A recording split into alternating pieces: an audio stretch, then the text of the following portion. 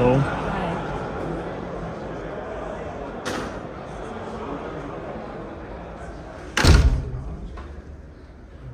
Acoustic. Venice. Nee, da wo das Ergebnis steht, da zur Seite ein bisschen.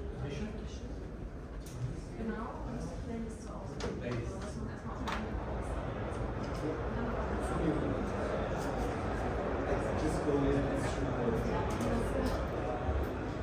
You know, there's a big sign in front, no limit. And if you look, my theory is that the consumer behavior today has been totally induced by available technology. At the beginning, 40 years ago, it was mono. The first recording was mono. There was stereo, so people bought two systems, and it was all about how can we improve the sound. It was all about sound quality. Then 20 years later, the CD was invented by Philips. And at that time it was, wow, this will further increase the quality. We have no noise. We have not 70 decibel dynamic range of the turntable, but we have 90 decibels. So it was all about quality. What happened then? The Sony Walkman was invented. So you had a little tape, but it was cool. You could run around. You had your headphones, blah, blah. But the quality was not good. And this was a big shift in the market because it shifted from quality, from audiophile gene, DNA, towards mobility. Yeah. And then the second product, which is as well everybody knows, the iPhone, the iPod, was the same. It was limited in storage capacity, etc. So what was the result? We had the customer required 1,000 songs on their little Walkman, so on their little iPod. So Fraunhofer Institute invented the MP3 files. And in parallel, at that time, radio was very often used. So from a recording side, there was the same problem because you wanted your song to be loud in the radio, and there was this compression war, the loudness war, you know, where everybody reduced the dynamic range to be the loudest in the radio. Now, what is today? Is this still the problem that we have MP3, that the young people listen to compressed music? No. Number one is we have autotune. iPhone introduced this about 15, 20 years ago. They said, well, I have my Audiothek on my phone. Some songs are very loud, some are, so they soften this. The same Spotify introduced, I think, 10 years ago, that they, I think it's auto level or auto replay. So what they do is they put all levels more or less on the same loudness. And this means you, as an engineer, as a musician, you do not have today to compress your music on the recording side because it will be equalized on the playback side. So this means if you look now under the slogan "No Limit," in the past, sound was always limited by technology, and today this is not the case anymore. The iPhone is powerful enough to store as many songs as you like. The processor are so ultra fast.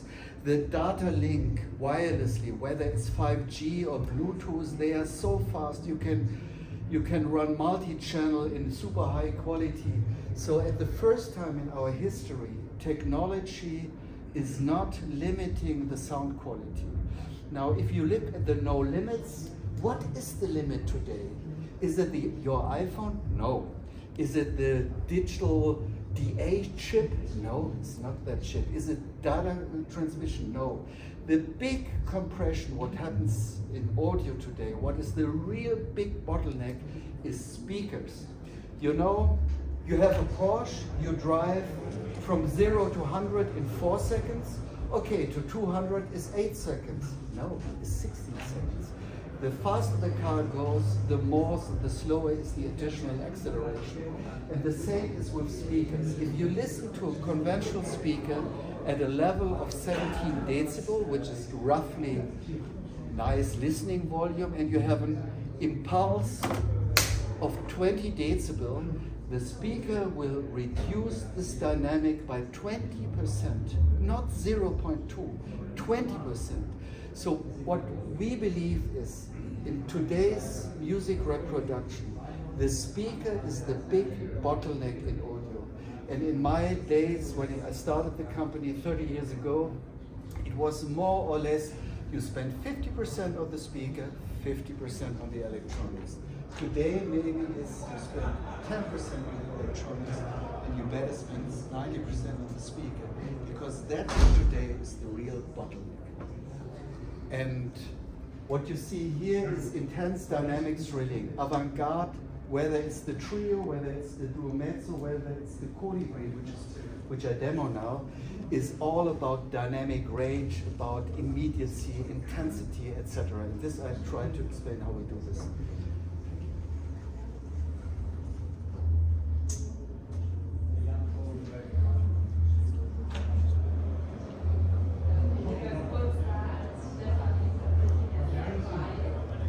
Babak? Ich habe keinen Sound. Aber Eingang, also der Installation. Oops, sorry.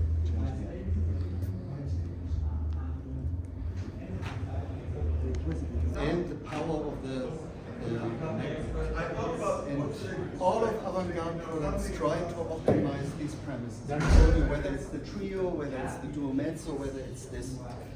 And all has this DNA. So if you are an audiophile, if you like beautifully designed products, if you like products which have a long life cycle, yeah, which don't become obsolete in a short period of time, if you like dynamics, if you don't have so much space, and if you don't want to invest so much money, and if you are a headbanger, then the colibri is a very, very interesting choice.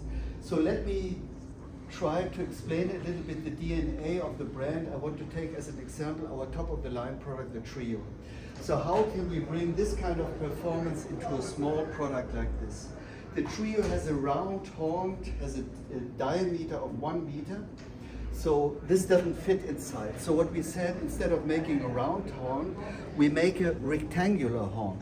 Like the mezzo here, the same with the colibri. So the horn is not round, but is square.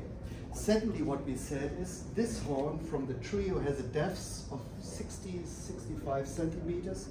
Doesn't fit into here, so we reduce the depth of the horn. So it's a relatively short-loaded horn, like the tenor Westminster, like the mezzo, and like the colibri. So it's a short horn. In order to make this work, we, instead of having one driver, we have two drivers. So we have a line array of 6.5 inch, one here and one here, transmitting into a short horn. So the big Trio horn has a cut-off frequency of 100 Hertz. This has a cut-off frequency of 60 Hertz. So this is smaller but goes lower. The big difference is logically, this is not a better Trio, no. This has 109 decibel at 27 ohm, and here we only have 98. But for a small speaker like this is extremely good.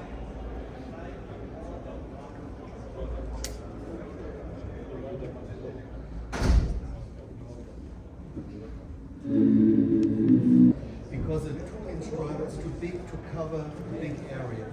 Normally these kind of systems are run with a 1-inch driver, But what we wanted to do is we wanted to bring the spherical horn section as low as possible, so we have this immediacy, the clarity. And with the 1.5 inch driver, we could run the system down to 700 cycles. The trio with the 2 inch and the bigger horn goes down to 600 cycles. So it's not a big deal, but it's the same. I don't, please don't understand me wrong. I don't want to compare trio with this. This would be totally unfair. But I just want to show you the DNA. It's the same concept, a little bit different dimension and cooked together, but it's the same technical concept. What is the bottleneck doing this? The highest frequency point with 1.5 inch is at 19 kilohertz. Then we have the cone break up. So the system runs very flat to 19 kilohertz, but if you want a 20,000 hertz speaker, you have to buy the trio or the mezzo. This will not be able. But we believe this is not so important. It's much more important to bring the horn section as low as possible. The high frequency range of normal people are anyway will end at 15, 16 kilohertz. Mine, at my age, probably at, I don't know. Anyway, so what you can see is the same concept. So this is a two-way system. In total, we have a sensitivity of 98 decibel, which is very, very high. This is accompanied by a subwoofer. I was asked, I think by you, this 18-inch C18 subwoofer is running with it. Yeah.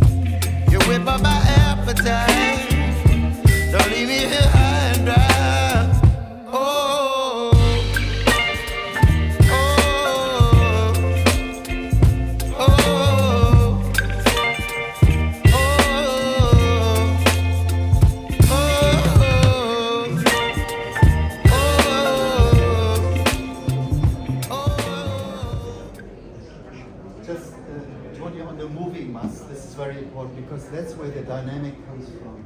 A normal three-way system with 8-inch or 10-inch woofer, the moving mass of an 8-inch, I believe, is around 30, 40, 60, depending on what driver grams. The 6.5 inch is optimized for low weight. It has 12.5 grams. So this is roughly 3 to 4 times less than a conventional system. So which speaker will accelerate faster at 60, 70 hertz, the heavy one or the light one? It is clear this little speaker will outperform every conventional system from 60, 70 hertz, just because the weight is so low. The same applies to the 1.5 inch. It's 2.2 grams. 2.2. This is nothing. So this gives you this immediacy. Then secondly, logically, we have the horn, which increases the radiation impedance, which reduces the movement of the membrane, etc., etc., etc. So let's go now. I spoke this now in the subwoofer. We use an 18-inch. This is a very heavy driver, and everybody will say, Holger, what are you telling me? This is so light, 2.2 grams, and here we have a very maybe with 200 grams. But keep in mind, in low frequency, the physical rules are totally different. In low frequencies, this runs, the crossover is at 50 hertz, so this runs really only low, low, low. It's not like the mezzo, where this bass section has to go up to 200 hertz to match with the horns. It's only here to 50 hertz. And in low frequencies, you have to replace an amount of air. Yeah? Let's say 100 milliliter. So I have a small driver, let's say 30 hertz. This small driver will run backwards and forwards 30 times per second. This big driver will run 30 times per second. The speed will not change with the size of the driver. It's the tone which we so. But the travel the driver is totally different. The small driver might have to travel 10 millimeters to replace this kind of amount of air, so it will go very fast. The speed of the small driver will be much, much higher than a big driver which only has to move 0.1 millimeter. So in low frequencies, these rules are different. The more membrane area, the better. Like your customer in São Paulo, the more bass runs he can put, the better it is. Yes, really. It's very clear. It's very just clear. determined by the size of the room and the amount of money you are prepared to spend. But it will, if you have two, it will be better sound. If you have four, Oh, yeah. it will be better sound.